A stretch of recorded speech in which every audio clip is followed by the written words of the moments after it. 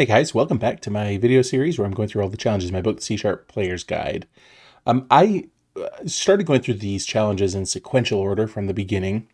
That ended up taking a whole lot longer than I had originally expected. And so I started jumping ahead to the boss battles because those are a whole lot trickier. Those are a whole lot more advanced. And I wanted to cover those first. At this point, though, I have recorded all of those. I've gone through all the boss battles. They haven't all been released yet on YouTube, but they're all scheduled over the next few weeks.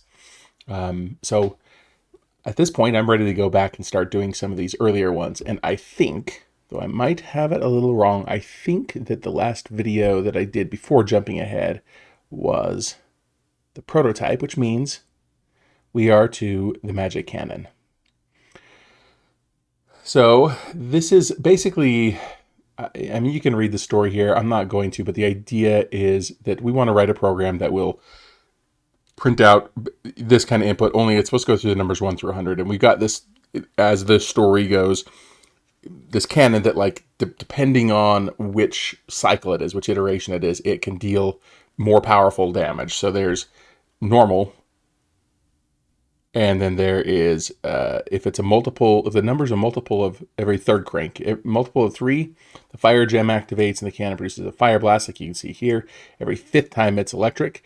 And when the 2 line up, we get a very powerful combined blast, which is electric and fire.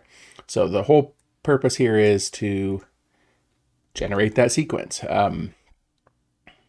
So I'm going to jump over here to some code. I'm starting a new project. Remember, you don't want this .NET Framework one unless you want to use only old stuff. But if you want the latest and greatest, you want this console app, not the .NET Framework one. This is .NET, the .NET 6, .NET 5, .NET Core series. This is the older .NET Framework one. So you want that console app one. I don't make a new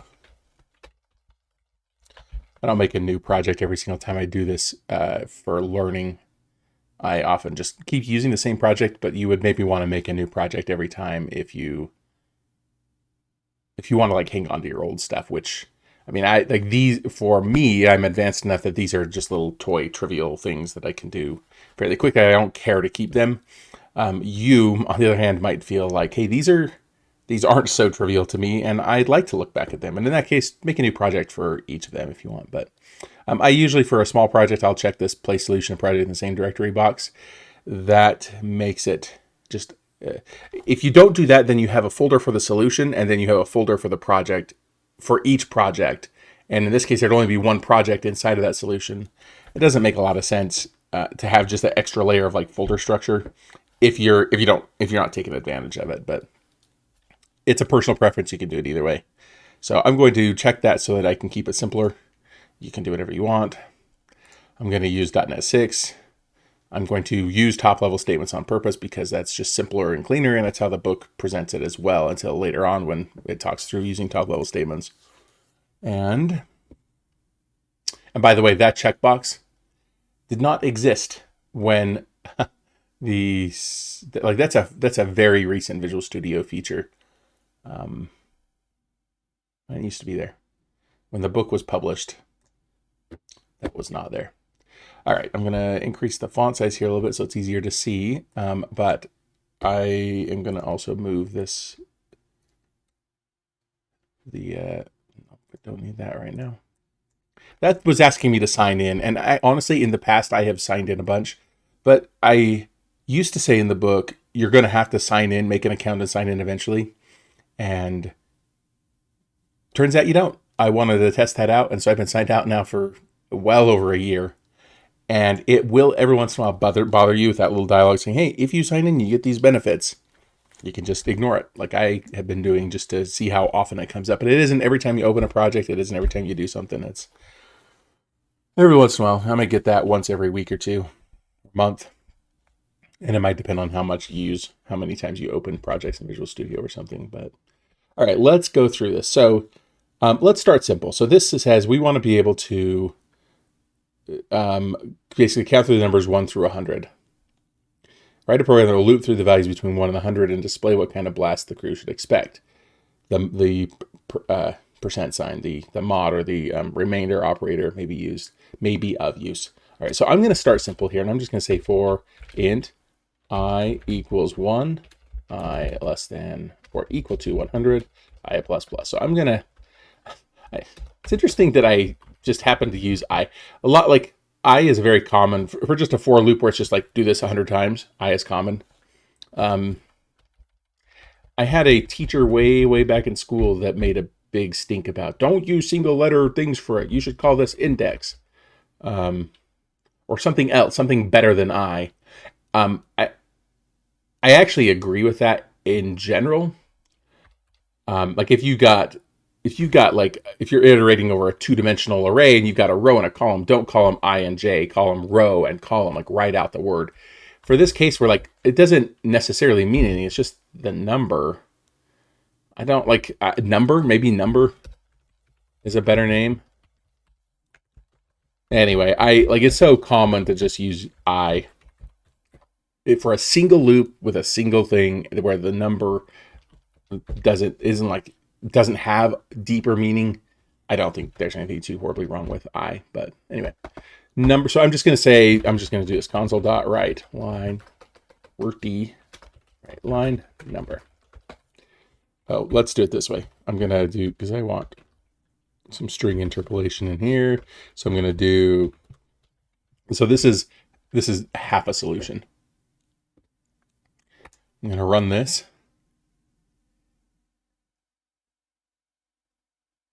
Because this should get us, I'll bring this back over here for comparison. This should get us the beginning of this, right? So here's my output. And so like I don't have the text there yet, but I have the rest of it. And by the way, that's one of those things that if you're struggling with any of these challenges, like cut it in half, find some slice of it that you're like, I think I can do that part. Because usually once you kind of get your hands into it and you start to say, I think I can do this much, then it's like, well, maybe I can do a little more and a little more and a little more. Like it's a really good way to kind of ease your way into a challenge that you're not sure on all the details on. Is start with the parts that seem obvious to you, that seem easy. And we're in a chapter where you're learning loops. So even what I just did may not have seemed all that easy to you. But I'm just, like I said, just using a simple for loop there. And that's enough to kind of get going. But now what we need to know is what type of blast it'll be. So one thing we could do, there's a bunch of ways you could do this. There always are a lot of ways to do it. But we could say string type equals, how is that formatted over here? Hang on. Okay, it's just like capital. So we do normal. And then we can come in here and inject this. So again, I'm baby stepping my way to the solution here. So now we have like, this is right for everything except when it's supposed to be the more powerful one. So the 3 should be fire, the 5 should be electric, this 6 should be fire, this 9 should be fire, this 10 should be electric, this 12 should be fire, the 15 should be the combination. So that's the only part here that we haven't solved yet. And this is where we're going to want to use this remainder operator. Some people will call that the mod operator. A lot of people call that the mod operator. The modulus and remainder are a little different for negative numbers. They are identical for positive numbers. So those two words get used a lot. And they mean slightly different things. C# is a remainder operator. It works the way remainder works, not the way modulus works. Not every programming language works that way, even though many have like a mod or a remainder operator available. But all right, let's see. So all we have to do here is we have to make a decision. So we're going to use our if statements again. So it'll be something like this. If number, I'm going to just write this in human text, is a multiple of 3, type is fire, right? Let me check that again just to be sure. Yes. So now we need to turn this into, instead of English, this needs to be programming. And the mod operator, see, I just did it. The remainder operator, that's what it's for. So you say if number percent sign 3. So this is a calculation. It's the same kind of thing as if we did that. Its result, the final result here will be a number.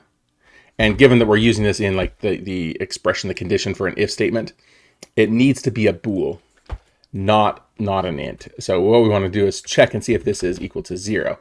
If we do the result of a division has a remainder of 0, then we know it's a multiple of whatever this number was. So if this is the programming way to say if it's a multiple of 3, and that isn't. I think for a lot of new programmers, that's not obvious that how you arrive at that. Like to invent this out of nothing is hard to do.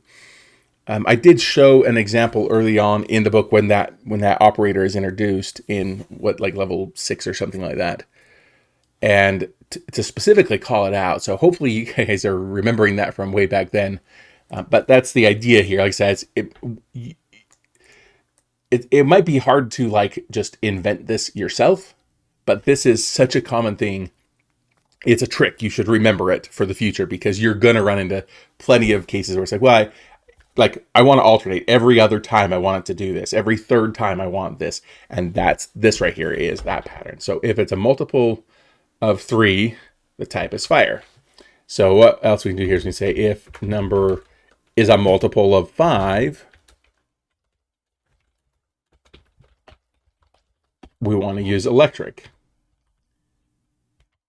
So, so if it's a multiple of 5, we want to use electric. At a multiple of 3, we want it to be fire. So I'm going to run this again. We're still not quite there, but we're getting pretty close. So if you look at the text in the book here for what's expected, normal, fire, normal, electric, fire, normal, ... Normal, fire, normal, electric, fire, normal, ... The only thing we are failing to capture here really is when the two align. This shouldn't be fire because it's a multiple of both 3 and 5. And if you look at this code here, the thing that's going on is in fact, let me do that here. I'm gonna put a breakpoint in here. This is covered in the book. It's a bonus level in the back. I definitely think that this is the kind of thing that people should get comfortable with. But this is anyway. I'll just show it here. So I just I clicked over here in this column. I set a breakpoint. So when the execution gets to that point, then it will stop and it'll show me stuff, and I can mouse over these things and I can see what's going on here. So the yellow is where it's actually at. That was the breakpoint. I had initially clicked there. So anyway, my number right now is 1. And I can use these buttons here to step through it. So one thing you can see is I hit both of these if statements, but I didn't come over to this side because the number is 1 and 1 is not a multiple of 5, nor is it a multiple of 3. And so the type stayed with normal. And now I'm going to display 1 normal. And now I can keep stepping over this. And now I'm going to add 1 to the number. And I'm going to do this check. It's still not more than 100, so we keep going. So now it's 2, and it's again not going to go into either of these.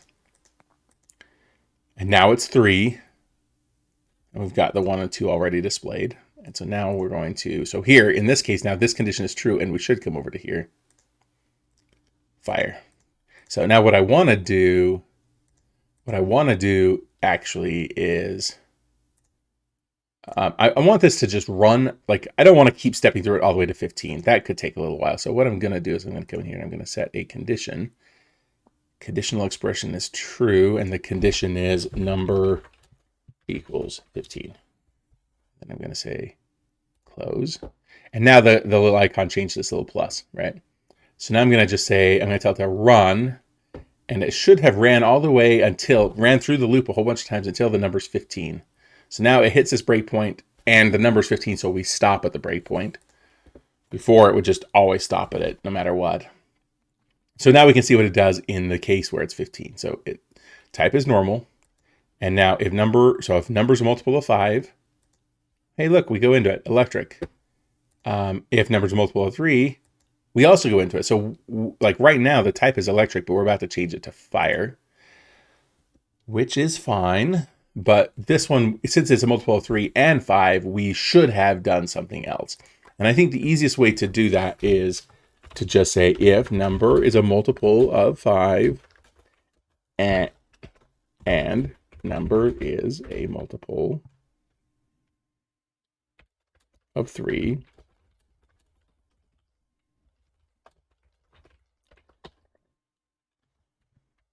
now that, and actually one of the cool things here, hopefully I didn't already print that out. Nope.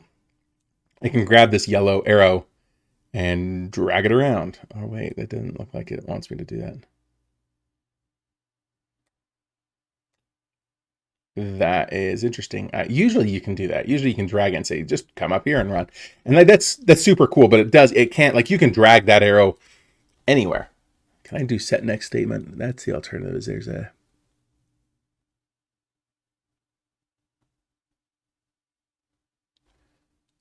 set next statement.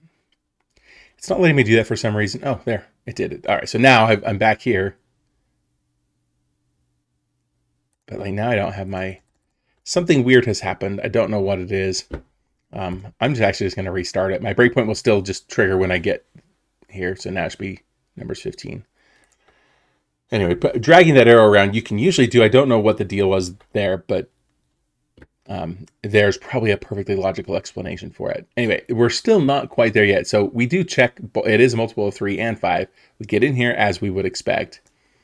The catch is we move down here and it is also, if it's a multiple of 3 and 5, it's going to be a multiple of 5 and it's going to be a multiple of 3. And we're going to come into this and then we're going to come into this next one. So what we really want is we want to make sure that it goes into only one of these. And the easiest way to do that is to just say, make them mutually exclusive. It's either this or it's this or it's this. Pick. Actually, in this case, there's a possibility that it's none of them. And we could do something like else type equals normal. I think I'm actually going to, so, and then in that case, we actually don't have to initialize that here. We can leave that out. So now I'm going to add some white space in here too, we declare the variable. This is our code to like pick and choose which one. And then our output down here. Yeah, it's still not letting me do that. That's interesting. All right, so now it should, I'm just going to start over and run it again. And now you can see, like, when we get to here, it's the combination. The only other thing this challenge asks us to do is change the color of our output. And in this case, like I use this super compact, there's only one statement. I either need to have 2 of these bundles of stuff, one to pick the color and one to pick the text, or I need to change this over. And I'll do it this way. So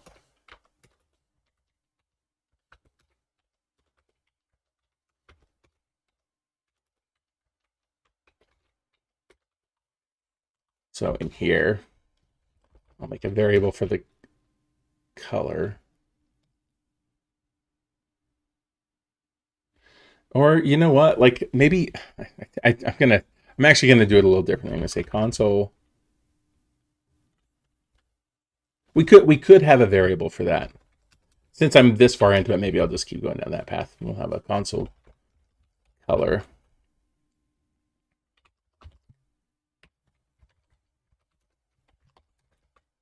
Console color dot, what is this? Was cyan.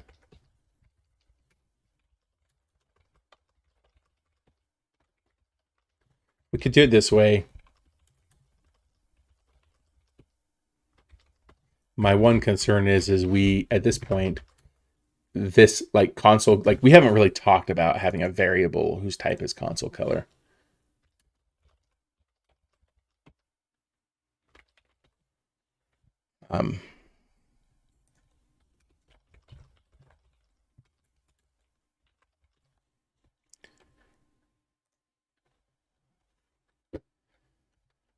So at any rate, that's the basic thing of it. I think if we use only tools that we are familiar with, one thing we could do is we could delete both of those, and we could just basically move these two lines into here, and we could do foreground color is console color.cyan, console.writeline number.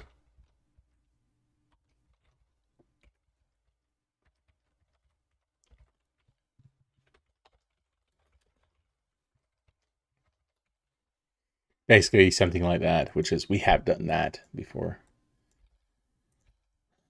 And then here we'll do yellow, and we'll do electric. I suspect more people are going to end up with a solution that looks more like this instead. I don't know that, but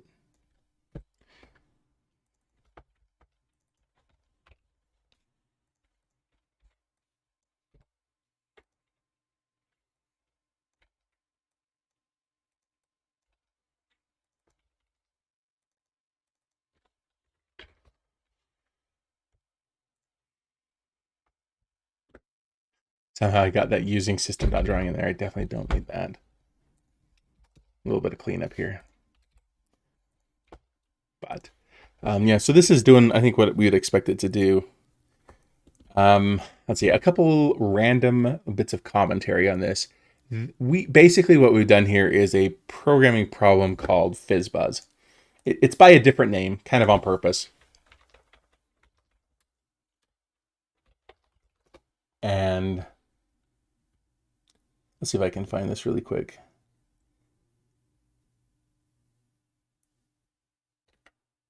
What's the name of that guy?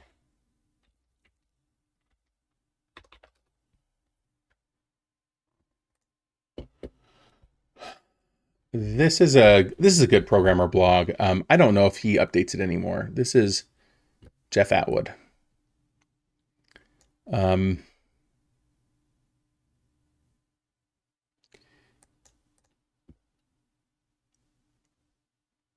don't know if I even found the right one. Maybe I need to come back here. Yeah, so the basic idea here, so this is in 2007, so it's been a while since this came out, but basically the idea was, asking programmers, potential like candidates for a programming position, to write something that's like actually a non-trivial program. Can you write some code? And that's kind of this is a well worth a read. And basically what the lesson here is there's just a lot of people who say they're programmers. They're applying for programming positions, and they can't manage something like this. And it's the frequency is surprisingly high. I had a teacher who actually we had to do it on paper. We couldn't do it in an editor. We couldn't use Google. And he graded extremely harshly. Like for example, if you started at 0 instead of 1, or if you did less than 100, and so you didn't catch 100, you didn't get it right. If your output was a little off, he failed you. But like 90% of the class failed. Like I said, he graded any excuse he had for failing you, he failed you. But like these were probably mostly juniors and seniors, and they were still struggling with some of these little things like this. But like I said, some of that was just, if you do enough programming, you'll see that like most for loops will start with 0 because C# does 0-based indexing. So a lot of people got bit by that. Same at the upper end. You're doing 100 iterations, and so usually you say number is 0, number is less than 100. And so if you just kind of fell into the pattern of what you're expecting, then you'd fail. And I think a lot of those same people, had they put it into an editor and ran it, they'd be like, oh, I'm off by 1. I gotta change that, and they would have gotten it right. So I don't know how fair that was, but 90% of the class had something wrong with handwritten code to do this. And like I said, that blog post talks about how just there's a lot of people who you ask a question like FizzBuzz, and they can't do it.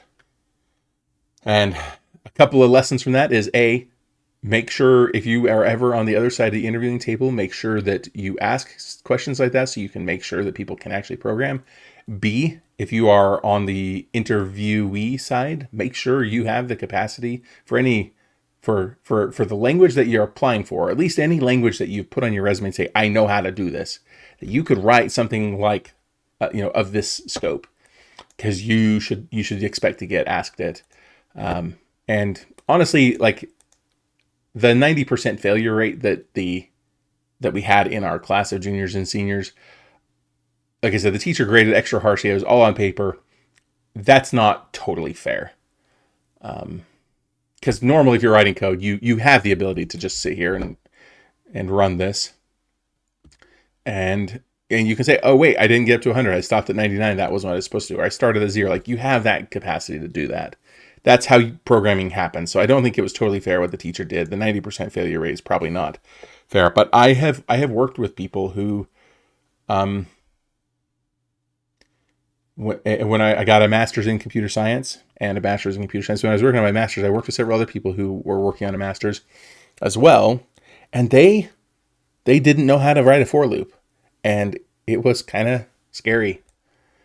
So at any rate, one lesson to take away from this is, if you've gotten to this point in the book and you're able to achieve something like this, you are doing better than some people who have that title of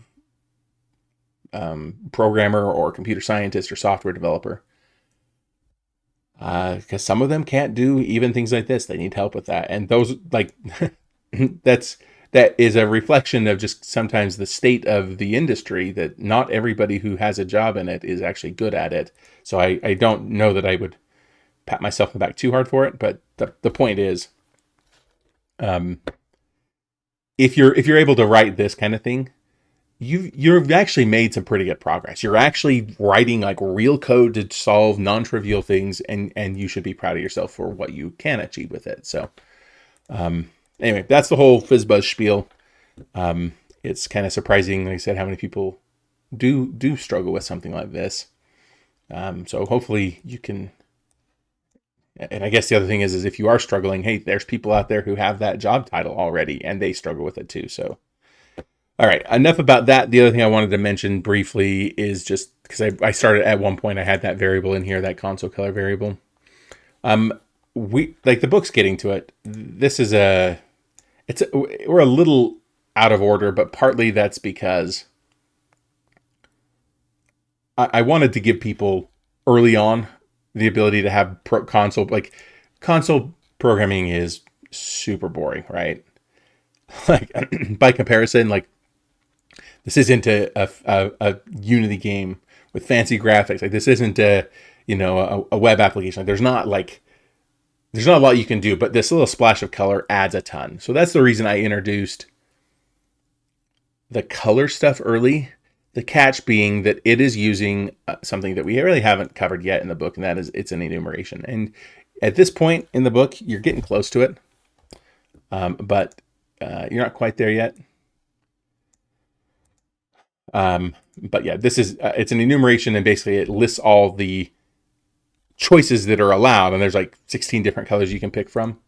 But that type, this console color type, you could use just like any other variable, and the book will get to that. But that's what I was doing, is I had a variable, just like I can have an int variable or a string variable. You can have a console color variable, and you can just store any of those values in it and then retrieve it later, just like if it were a string or an int. So that's what was going on earlier. Like I said, it's getting the book's getting a little ahead of itself there, just because enumerations haven't been covered yet. But I didn't want people to feel like they're too stuck with really boring stuff. That like being able to have some control over the color, I think, adds a lot to it. So anyway, I've rambled on enough here. We were actually done with the challenge a long time ago, so I will stop here and see you guys in the next video.